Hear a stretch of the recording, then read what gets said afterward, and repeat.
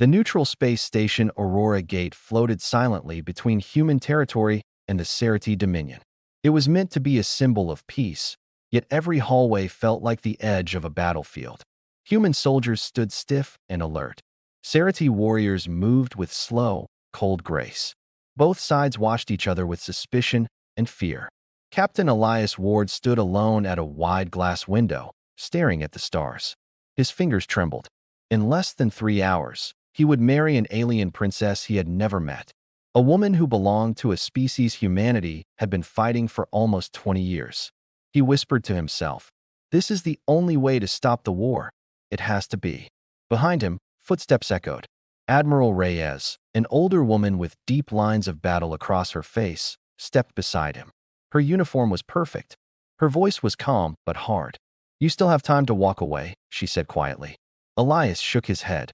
"If I walk away, the war starts tomorrow. Millions will die." Reyes sighed. "The Cerati think we're weak for begging peace. They see this marriage as proof. Then we show them they're wrong." Elias replied softly. "Not with guns. With choices." Before the admiral could answer, a young officer rushed in. "Captain, Princess Lyra has arrived." Elias felt his heartbeat spike. This was it. He followed the officer to the docking bay. Cerati's ships were sleek and sharp, glowing with blue lines like living crystal. A group of Cerati guards stood in long silver armor, their eyes bright like molten metal. The ramp opened, and Princess Lyra Sereth stepped out. Elias froze. She was tall, almost a head taller than him, with shimmering silver skin and dark, glowing eyes that reflected every light in the room. Her hair looked like strands of liquid starlight falling over her shoulders. She wore a simple ceremonial robe with thin gold threads that shifted like water when she moved. Lyra stopped at the bottom of the ramp. For a moment, she looked cold and unreadable. But when her eyes met Elias, something changed. A flicker of fear, a flicker of hope, a flicker of something neither of them understood yet. Beside her, the Cerati warlord Varkesh sneered. "So this is the human groom," he said in rough English. "He looks fragile." Lyra turned her head sharply. "Enough, Varkesh. We came for peace." Elias bowed the way he'd been trained. "Your Highness, I'm honored." Lyra hesitated, then bowed in the human style. A small gesture, but a powerful one. "The honor is shared." "Elias Ward," she said softly. Admiral Reyes led them to the ceremonial hall. Humans and Cerati sat on opposite sides of a long table. The air felt tight, like a single wrong word could ignite a war. Lyra rose to speak. "I know this marriage seems strange to both our peoples," she said. "But we choose peace today, not because we are weak, but because we are tired of losing lives." Her voice trembled only once, but that single tremble hit Elias harder than any speech could. She wasn't just doing this for politics. She was afraid too. She was trying to. Elias stood. "I choose peace with you," he said. "And I hope, one day, we can choose more than peace." Varkesh growled. "Humans and their feelings. This is not love. This is survival." Elias met his stare. Sometimes the strongest survival starts with understanding. The ceremony began. Human vows. Cerati vows. Their hands touched briefly during the exchange of rings. A static spark flashed between them, small, but unmistakable. Lyra's eyes widened. Elias felt it too, like something inside him had awakened for a second. As the hall applauded, the room remained tense, but different. Something had shifted. Something big. And far beyond the station, hidden in cold space, a shadow the size of a moon drifted silently toward them. A storm neither species was ready 4.3 weeks after the wedding. Captain Elias Ward stood in a crystal hallway on Sereth Prime, the Cerati homeworld. The air smelled like cold metal and blooming starflowers. Soft blue lights pulsed under the glass floors, reacting to footsteps like gentle waves. Everything here felt alive. Everything here felt like it was watching him. Cerati engineers gathered around Elias as he worked at their strange control panels. Their technology used thought waves and touch patterns instead of screens or keys. Humans usually needed months of training just to activate basic functions. Elias had mastered the basics in 6 days. Now he was solving complex patterns in minutes. And the Cerati couldn't hide their shock. A younger engineer whispered to her mentor, "Humans are not supposed to learn this fast." Her mentor responded with a worried hiss. Then our reports were wrong. Elias pretended he didn't hear, but the words stayed in his mind. Reports? Wrong about what? From the corner of the room, Princess Lyra watched him quietly. Her silver eyes softened when she looked at him. Yet there was a shadow in her gaze. She had been distant lately, thoughtful, like she was carrying a question she was afraid to ask. That evening, they walked through the palace gardens. Tall, glowing plants curved over them like living arches. The sky had 2 moons and a river of stars that looked close enough to touch. Elias spoke first. You're hiding something. Lyra stopped walking. So are you. Their eyes met. This was the moment both had been avoiding. Lyra gently sat near a pond where floating lights drifted like tiny spirits. When I studied humans before the marriage, she whispered, our intelligence told us you were slower, physically weaker, emotionally fragile. Elias frowned. And now you don't believe that? Lyra shook her head. You learned Sarati language in days. You adapted to our gravity in hours. You mastered our computers faster than half our engineers. Humans are not what we thought. Elias sat beside her. Funny, we were told the Sarati were cold, cruel warriors. But you're nothing like that. Lyra smiled weakly. Both sides lied. Before Elias could reply, a soft chime sounded. A Sarati guard approached quickly. Princess Lyra, your grandmother requests a private meeting. Immediately, Lyra stiffened. Her grandmother, Matriarch Sarai, was one of the oldest strategists in the Dominion. Wise, feared, and nearly impossible to read. Lyra whispered. She only calls me when something terrible is coming. She left with the guard, her robe shimmering behind her. Elias watched her go, uneasy. The next day, they traveled to New Avalon, humanity's largest diplomatic city. It was built inside a crater on a green moon, glowing with tall holographic towers and wide sky bridges. The streets were filled with traders, humans, Sarati, and dozens of other species. Lyra had never seen humans in their natural environment. She stared at everything with cautious curiosity. Elias's best friend, Commander Jalen Cross, met them at the port. You look different, Jalen said. Like something woke up inside you. Elias forced a smile. Just trying to fit in with my new family. Jalen didn't laugh. He was worried. Deeply worried. At dinner, Dr. Mara Keene, the cultural scientist, joined them. She watched Lyra the way a detective watches a clue. Finally, Lyra asked the question that had been burning inside her. When we studied your species, we were told humans were behind us, technologically simple, emotionally chaotic, physically ordinary. She leaned forward. But nothing I have seen matches that. What? The room fell silent. Jalen glanced at Mara. Mara looked down at her plate. Elias felt the tension, sharp as a blade. Mara sighed. Princess, there are things both our governments avoid discussing. About humans. About our origins. About the first contact with your people. Lyra's voice was barely a whisper. What things? Mara hesitated. If I say too much, I could lose my position. Maybe more. Elias reached across the table and took Lyra's hand. We deserve the truth. Both of us. Lyra turned her hand gently, holding his in return. For the first time, the fear in her eyes changed into trust. Before Mara could speak, alarms sounded outside. Deep, booming echoes that shook the windows. Human soldiers ran past the restaurant. People screamed. Jalen tapped his earpiece. We need to move. Now. Elias stood. What's happening? Jalen's face turned pale. A colony just vanished from the star map. No signal. No debris. Gone. Lyra whispered. That's impossible. And deep inside Elias's chest, something cold twisted. Something he had felt once before during the ceremony. A warning. A connection. Something waking up inside him. Something tied to whatever darkness had erased an entire world. The emergency sirens on New Avalon didn't stop for almost 10 minutes. Red lights washed over the glass towers like a heartbeat of fear. People rushed through the streets. Soldiers took positions. Shuttle doors slammed shut. Elias stood frozen as reports scrolled across public screens. Outpost Vega, 12, signal lost. Halcyon 9 colony, no response. Long-range forecasts show unknown energy wave approaching. Lyra's face turned pale silver. 2 locations disappeared in one day. Elias, this is not a border attack. This is something else. Commander Jalen grabbed Elias by the arm. You both need to come with me. Now. They followed him into a secure transport pod. The doors sealed, and the vehicle shot through underground rails toward the human strategic vault, a hidden bunker beneath the city. Inside the pod, Lyra whispered, "My grandmother warned me yesterday. She said something ancient was returning. Something that scared even the Cerati." Elias looked at her sharply. "Why didn't she tell me?" "I wasn't supposed to tell you," Lyra said, voice trembling. "But if colonies are disappearing, then secrets won't save us anymore." Jalen's jaw tightened. She's right. The pod arrived at a heavy steel door guarded by armored soldiers. Inside, holographic screens floated above a round conference table. Generals, scientists, and diplomats were already arguing. Dr. Mara Keene stood over a projected map of the sector. "Look at the pattern," she said. "These disappearances are not random.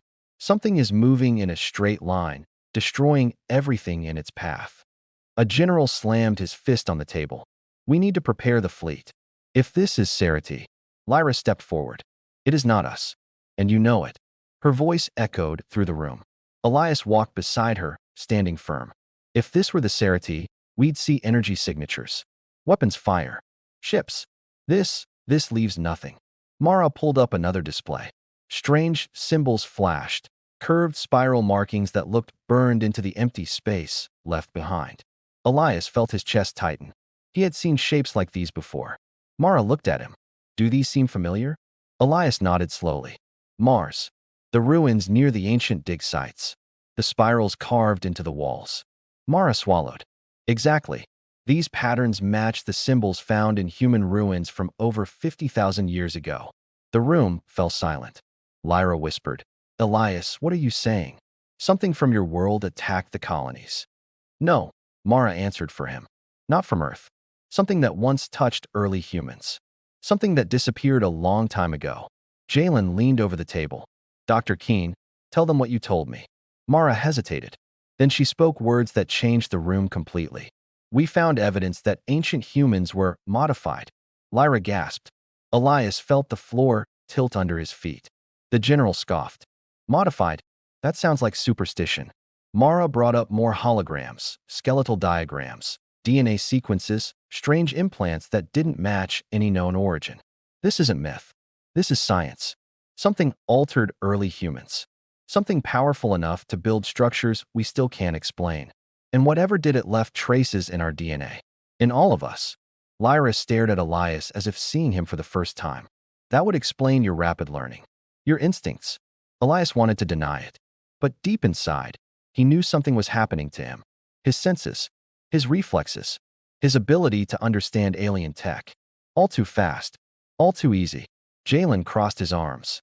"It gets worse. The missing colonies show energy signatures older than the pyramids. Older than Cerati civilization. Dr. Keene thinks," Mara cut in, "that the ones who modified humans may have returned. And they're not looking for peace." Elias whispered, "If they changed humans before, maybe they want what they started." The room fell into stunned silence. Lyra stepped closer to him, almost protectively. "Elias, if they come for you." Suddenly, the bunker screens flickered. A new signal forced its way through all channels. The holograms warped. The room vibrated. A voice, cold, layered, and sounding like many speaking at once, filled the air. "To all organic life in this sector, we have returned. Your cycle ends now. The choir will reclaim what it created." The transmission ended. Every screen went dark. No one spoke. No one breathed. Elias felt something sharp bloom behind his eyes, like a memory he didn't own. A melody. A hum. A forgotten code whispering inside him. Lyra grabbed his arm. "Elias, what do they want?" He stared blankly at the dark screens. "They want us." The days after the broadcast felt unreal. Human and Cerati fleets went on full alert. Civilian ships stayed docked. Spaceports shut down. Every screen played the same warning. Unknown hostile force detected. Evacuate border sectors immediately. But moving millions of people was slow. Too slow. Inside Aurora Gate, the Joint War Council gathered again. This time with fear they couldn't hide. The room felt colder. Every face looked older. Holograms floated above the center table, showing a black wave moving through star systems, erasing colonies like chalk wiped from a board. Elias watched in silence, his jaw tight. He felt something the others didn't. Not just fear. Recognition. Lyra stood beside him, hands clasped tightly. My grandmother once told me ancient legends, she said quietly. Stories Sarati children fear. A machine race that cleaned worlds like storms. The elders called them the Hollow Choir. Commander Jalen's eyes widened. Choir. That's the word the transmission used. Dr. Mara paced in front of the glowing map. The choir wasn't supposed to be real. We thought the carvings on Mars were stories. Warnings from ancient humans. Maybe they were memories, Elias whispered. Everyone turned to him. Admiral Reyes narrowed her eyes. Explain that. Elias took a slow breath. I don't know how to say it, but every time I look at those symbols, I feel like I've seen them before. Not with my eyes. In my mind. Lyra placed a hand on his arm, gentle but steady. You're changing, Elias. The choir did something to humans long ago. Maybe your marriage, the stress, the pressure, woke it up in you. The room tensed. Some officers stepped back. Reyes didn't move. If the choir changed ancient humans, and if Elias is showing signs of that change, he may be our only link to understanding them. A general barked. Or he's a risk. If they programmed humans, he could be compromised. Lyra snapped sharply. He is my husband. He is not a weapon. He is not a danger. Elias swallowed hard. I don't know what I am right now, but I want to help. I have to. Mara hesitated, then activated a new hologram. We picked up images near the destroyed outposts. Dark, jagged ships appeared. Their hulls flickered like black mirrors. They moved without thrusters, gliding like thoughts in the void. Lyra stepped closer. Those ships, they look alive. Mara nodded. They absorb light. They don't reflect radar. And they emit frequencies that cause hallucinations in unshielded minds. Commander Jalen grimaced. So how do we fight something we can't even track? Elias stared at the rotating dreadnought hologram. And then, something clicked in his mind. It has vents, he muttered. Everyone looked at him. What did you say? Mara asked. Elias pointed. There. And there. The choir ships breathe. They pull in dark matter and expel charged waste. It's a cycle. A rhythm. Like a song. Lyra's eyes widened. How do you know that? Elias stepped back, shaken. I don't know. I just feel it. Like I can hear them. The general stared at him like he was a bomb. Reyes leaned forward. If you can't hear them, Elias, then you might be able to get close. Close enough to learn how they work. Silence. Then a shocked voice. You want him to infiltrate a choir ship? That's suicide. But Elias, surprisingly, didn't argue. If they changed my ancestors, he said slowly, then maybe that connection works both ways. Jalen slammed his hand on the table. Absolutely not.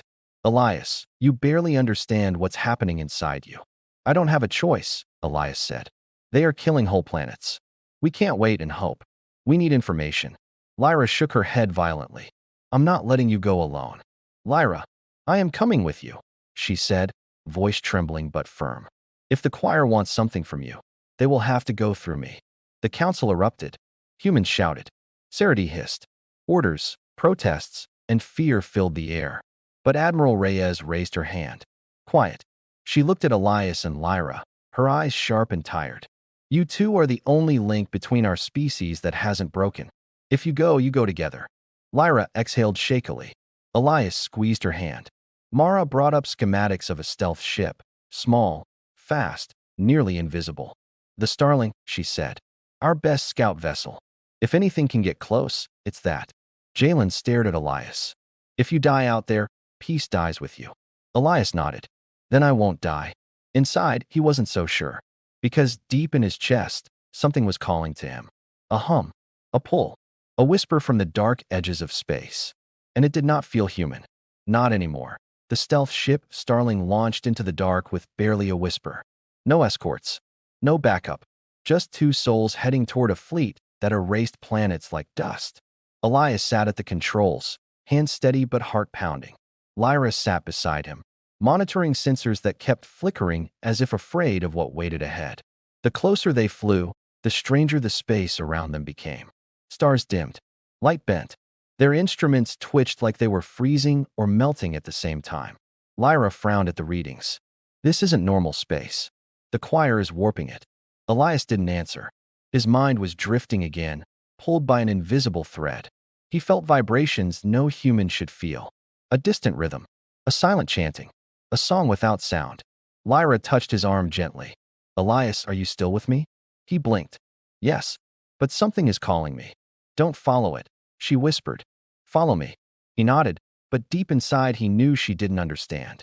Something ancient lived inside his blood. Something the choir had planted long before he was born. Minutes later, the choir fleet came into view. Dozens, no, hundreds, of enormous black ships hung in the void like dark cathedrals. Their hulls pulsed with dim red veins, moving like a heartbeat. Strange particles drifted around them like falling ash. Lyra gasped. They look alive. Elias whispered, because they are. The starling glided between two massive vessels. Their surfaces rippled as if breathing. Suddenly, a bright red beam swept past them, scanning space. Lyra froze. If that hits us. I know, Elias said. He lowered power, reduced heat signature, shifted their position by instinct. Instinct he never learned in training. The beam passed inches from their hull and moved on.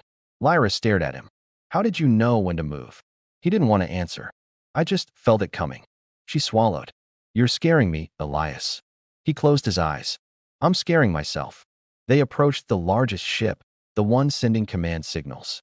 It stretched miles across, shaped like a giant blade fused with a cathedral. A faint hum radiated from it, vibrating in Elias's bones. A docking slit appeared on its surface, opening slowly like a mouth. Elias whispered, It knows we're here. Lyra shook her head. No choir ship has ever opened on its own.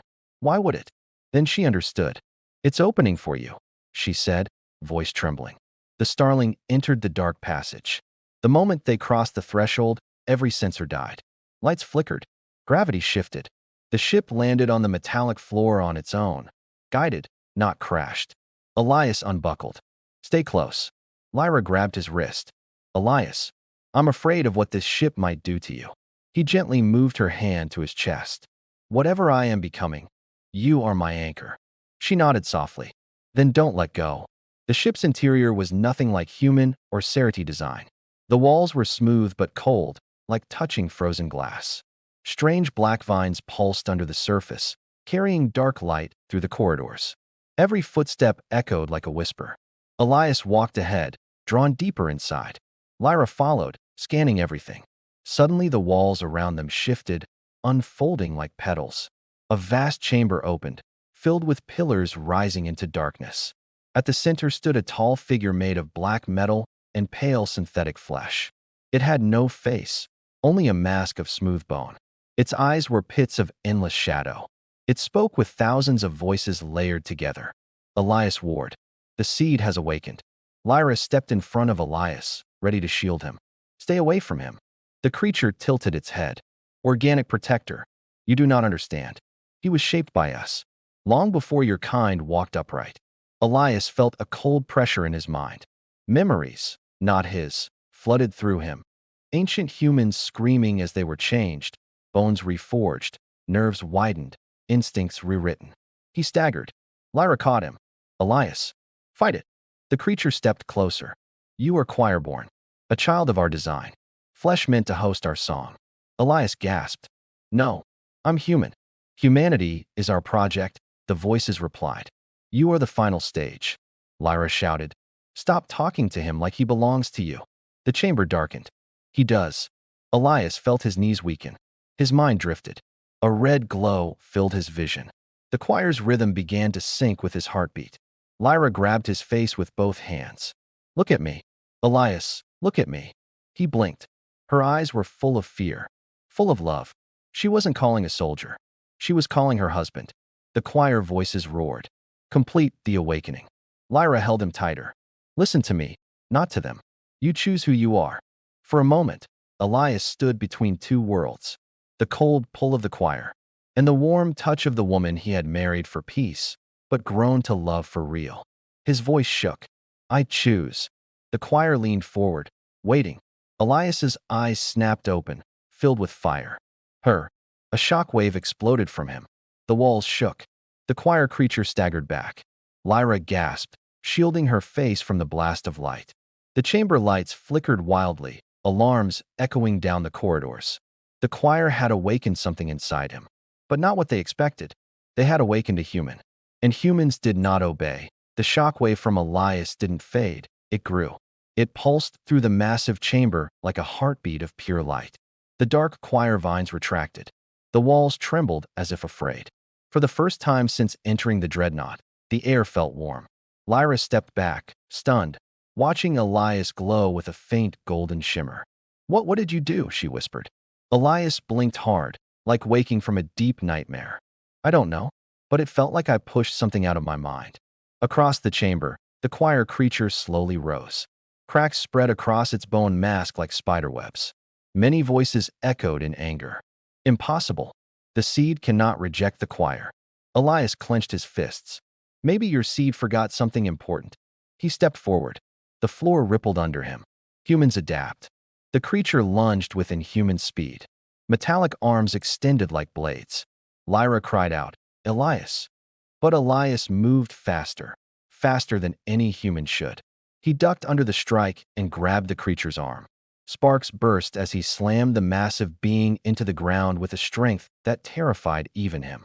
The choir voices shrieked inside the chamber, vibrating through the walls. Lyra stared wide-eyed. You shouldn't be able to do that. Not even Sarati warriors can fight like that." Elias didn't answer. His breath came slow and steady. His eyes glowed faint gold, then faded back to human brown. The creature rose again, damaged but still powerful. "You reject the choir," it hissed. "Then you reject your purpose." "My purpose?" Elias growled. "I make my own." It attacked again, but Elias leapt aside, movement smooth, instinctive, like a memory awakened inside his muscles. He dodged blow after blow, each one shaking the chamber. Lyra ran to a control pillar, scanning for anything that could help. "That thing is connected to the ship. If we overload the core, the whole dreadnought might collapse." "Do it," Elias called, blocking another strike. "I can't unless you distract it longer." Elias grinned, half fear, half defiance. "Oh, I can distract it." He charged forward. The creature met him head-on. They crashed into each other with the force of colliding gravity wells. Elias felt bones strain, but not break. His body healed faster than the impacts arrived. "You were designed to obey," the choir voices roared. "And you were designed wrong." Elias shouted back. He grappled the creature, twisting its arm until the metal tendons snapped. Sparks rained down. The choir being screamed with 1,000 distorted voices. But the ship itself responded. The walls pulsed red. Dark tendrils shot from ceiling and floor, reaching to grab Elias. Lyra yelled, "They're trying to absorb you." Elias tore free of the first tendril, but another wrapped around his leg. More followed. The ship was trying to pull him into its network, into the choir system, like a nerve returning to its brain. Lyra didn't hesitate. She sprinted across the floor, grabbed a fallen shard of choir metal, and sliced through the tendril holding Elias. The black vines recoiled, hissing. Elias stared at her, breathless. "You could have been killed. With you gone," she said, eyes blazing. "I'd already be dead." The choir creature rose again, half destroyed but furious. "You will be ours," it said. Lyra slammed her hand on the control pillar. "Elias, I found it.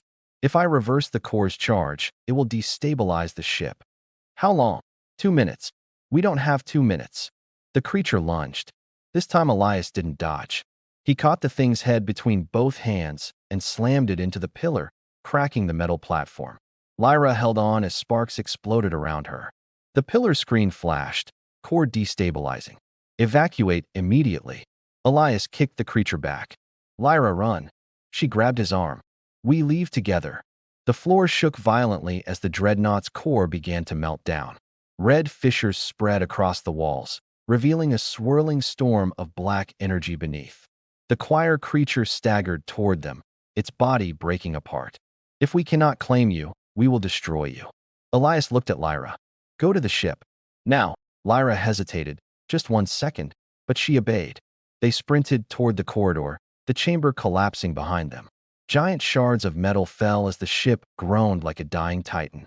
Elias kept hearing the choir's rhythm pounding in his head, trying to drag him back. But Lyra's voice, her breath beside him, was louder. They reached the Starling. Lyra jumped into the pilot's seat. Elias sealed the hatch. The dreadnought shook harder. The lights died. The core screamed. Lyra shouted, "Hold on." She fired the engines. The Starling blasted through the collapsing docking tunnel. Pieces of the dreadnought shattered around them. A massive explosion erupted behind them, black fire spiraling into the void. The shockwave slammed the Starling, flipping it sideways, but Elias grabbed the controls mid-spin, stabilizing them with impossible reflexes. Lyra stared at him in disbelief. "What are you now?" Elias looked ahead at the burning remains of the dreadnought. "I don't know," he whispered, "but I know what I'm not." "And what's that?" she asked softly. "A slave to the choir." The Starling limped out of hyperspace, engines flickering and hull scorched black. Alarms still beeped softly, like the ship was tired and complaining. But beyond the damage, ahead of them, shimmered the sight Elias and Lyra had prayed to see. Aurora Gate, still standing, still alive. The moment their transponder pinged, the station erupted with signals. "Starling, do you copy? Medical teams standing by. Elias. Lyra. Answer us." Jalen's desperate voice cut through the static. "Please tell me you're both inside that ship." Lyra leaned toward the comm, voice shaking but steady. "We're alive, and we have something you need to hear." When the Starling docked, the bay doors opened to a flood of people. Humans, Cerati, medics, soldiers, engineers. Jalen ran forward and hugged Elias so hard he nearly cracked a rib. "You idiot," Jalen whispered. "You absolute idiot, you actually did it." Lyra bowed to the Cerati delegation. "The dreadnought has fallen. The choir's command core is destroyed."